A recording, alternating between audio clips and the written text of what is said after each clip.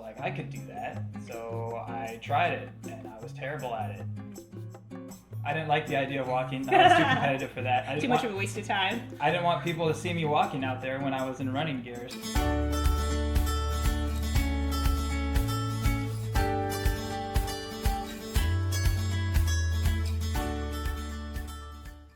Welcome and welcome back to Racing with Ray, where each week we drop a video on running, biking, or other fitness trends. So if that sounds cool to you, be sure to hit subscribe below so that you don't miss anything. Today we have a special guest. I'm here with Michael, otherwise known as Marathon Mike, and we're here to talk all things running and marathons. So Mike, let's start at the beginning. How did you first get started in running? It was mainly a result of my competitive nature. I wasn't really that interested in running, and a friend of mine basically was telling me about his running adventures, and I was like, I could do that. So I tried it, and I was terrible at it. But my competitive nature compelled me to keep trying and getting better at it. So I just kept running, and I decided that I liked it at some point, and now I really like running marathons. So. Okay. So what were those first few runs like as you kind of got used to moving your body for long periods of time like that? It was challenging, and it wasn't for a very long periods of time at the beginning. I ran, maybe a mile or two in high school or something, play sports and stuff. But as far as 5Ks, like just 3 miles, it's at the time it was a huge accomplishment for me. I was pretty proud of myself, And then over time, it just gets easier and easier as your body gets used to the distance. So did you start off with kind of a run-walk regimen? No. I didn't like the idea of walking. I was too competitive for that. Too much of a waste of time. I didn't want people to see me walking out there when I was in running gear. So I was like, if I'm out there, I'm going to be running. So it hurt for a little bit, but I kept pushing forward, and It is what it is. There's an upside to being competitive. I can see that. Yeah. Okay. So you mentioned you got into marathons pretty quickly. Tell me about your first marathon. What got you inspired to do that, and how did it go? Well, I was basically voluntold to do my first marathon by this person right here. I didn't want to do a marathon. It was not on my bucket list. And so, yeah, I wouldn't say you inspired me. You definitely told me that I was going to do it. And I was like, What? Okay, let's do it. I don't remember forcing you. Okay, my memory was we were both home for Thanksgiving because we didn't live near each other. And I was just like, Michael, I want to run a marathon and I need someone to do it with me. What do you think? And I honestly didn't think he was going to go for it because normally I come up with crazy ideas and he is not along for the ride. But somehow he was kind of like, whatever. And then the next day you came to me and said, okay, how do we sign up?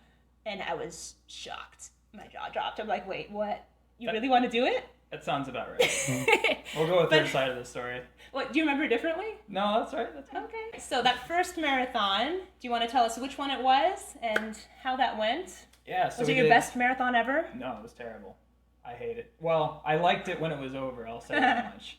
Okay. It was really hot. It was I think it was in May, and so it was really hot out. Rockford, Illinois. It was fun, but the problem is the course was basically 2 half marathons as a loop. And so problem was the people who were running the half marathon distance got to do 1 loop and then they were done. And so everyone started off in the same corral, and so everyone would do 1 lap together, and then everyone who was doing the half marathon got to go to the finish line, and everyone was cheering and everything, and all the marathoners took a separate route right past the finish line, like, all right, we got to do all that again. And so it was frustrating, but it was fun when we got done. I definitely had to walk a really good portion of that marathon, but yeah. A lot of marathoners talk about hitting the wall at some point, which means that you're feeling great up until a certain point, and at some point you're like, oh, my body can't do this anymore. Yep. At what point did you hit the wall? Mile 1. Mile 1. Just kidding. No, I had heard that the wall was around 18 to 20 miles, and so I was expecting that. But honestly, I hit it probably around 14 or 15 miles. And I think the reason for that is I wasn't training as hard as I should have during my training phase, and the longest run I did in training for it was just a half marathon. And so I got 2 or 3 miles past that, and I had to start walking for a good portion. So then I was like, walking a mile, running a half mile, walking a mile, running a half mile type of thing. And so Yeah, it was a challenge for sure. It was an uncomfortable experience during the run. Okay, so that's mile 15. Then you had a whole another 11 miles to go. Yeah. But by that point, you're committed. You're like, okay, we're just doing this. And there's that competitive nature again. I was Yeah. like, all right, I got to finish this, so here we go. Let's do it. I love it. So with all the many marathons you've run and all the training you've done, have you ever had a running injury? And how have you worked through those? Yes. So I was really excited the first time I got in on to the Chicago Marathon. I was raising money for one of the charities there, and unfortunately, during one of my training runs, I actually broke my foot, and it was a very uncomfortable experience. But even more uncomfortable than the foot being broken was that I wasn't going to be able to participate in the marathon. So I think it was just 2 weeks before the marathon, 2 or 3 weeks. No. So I had done all this training, I was ready to go, and I was super excited. And yeah, What did you do to break your foot? Was it the actual run or like another sports injury? I was running at night, and I was running on a somewhat busy road. And so I had like my flashlight and stuff so people could see me. But I stepped in a hole and kind of rolled over on my foot. And it was pretty uncomfortable. Then how did you get back? Did someone have to pick you up? I had to call a friend to come pick me up because I didn't think it was that bad at first. I was kind of limping and I thought maybe I sprained my ankle or something. Yeah. So I was limping, for maybe 50 to 100 feet, and then after a while I was like, no, I can't continue. So I had to call a friend. Good to have friends in those moments. Like, what are you going to do when you break your foot? Okay. So what did you do to get through that? I mean, what was the rehab time like? Did they put you in a cast? I got a boot. I'm not sure. I don't think I had a cast. The thing was, it was on my foot itself. So it was. They put me in a boot, and I think it was about 6 weeks till it was completely, well, not completely healed, but good enough to continue on normal life with. And I think 3 weeks or so in the boot.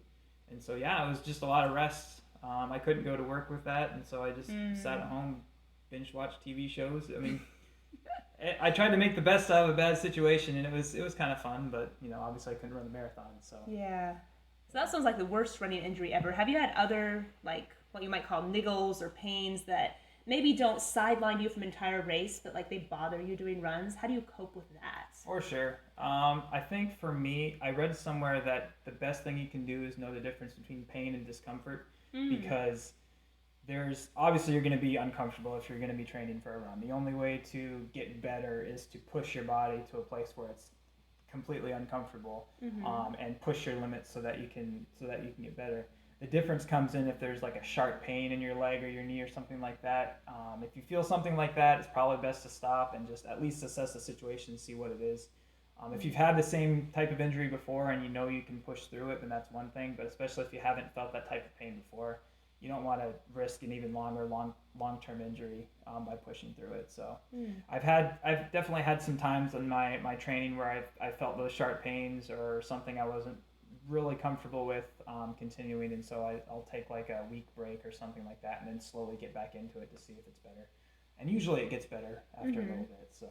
Okay, but if it lasts longer than a week, then you maybe go get some professional help or take a longer break? Potentially, yeah. It depends. Obviously depends what type of injury it is. Definitely. That's good advice. Because you're right, it does have a certain amount of discomfort associated with running, so you'd hate to stop just because your ankle is like feeling a little uncomfortable. Right. But then if it's longer term, I can see. And with experience, you'll start to know the difference between, okay, I felt this type of discomfort before, I pushed through it, it was fine, type of thing, versus this is just not a good idea, I need to take a break. If there's someone who's watching today and they think, running a marathon sounds exciting, but I just don't know if I could do it.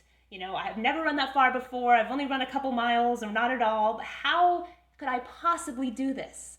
What would you say to encourage them? If that's something you wanted to do, then just start slow, just start, or short, I should say. Start with running maybe a mile or maybe even half a mile. Just put your body in a position where it's just slightly uncomfortable. And just go for a jog. Have some fun with it, and just see how you like it. And if you really want to push yourself to get to that goal eventually, then you can. There's plenty of training plans online where you can train for either a 5K or a 10K, half marathon or full marathon. So if that's something you want to do, start with those shorter distances, and just kind of work your way up, and see how much you like. And if you don't like it, then hey, at least you don't like it. Yeah, and going ahead and signing up for some of those races, even before you're fully trained to them, can be inspiring. That can give you some motivation. Yeah, you know, sure. like in 2 months, I need to run a 5K. Yeah. In 6 months, I want to run a 10K, and I just sign up for it right now. That could be really helpful. I've used that strategy before. It definitely works. And the competitive nature, just like, okay, now I've committed, I have to do it. Oh yeah, it works for sure. I like that. Well, thank you so much, Mike, for talking to us today. That was really inspiring for me to learn about how many huge goals you've set for yourself and how you're already working towards them. And I think we've all learned a little something about how maybe we can set our own personal goals as well. So, great. Yeah, thanks for having me. So much. It's been fun. Hey guys, if you got value out of this video, be sure to press like down below and also subscribe for more tips and tools on how to improve your personal best every day. Bye guys.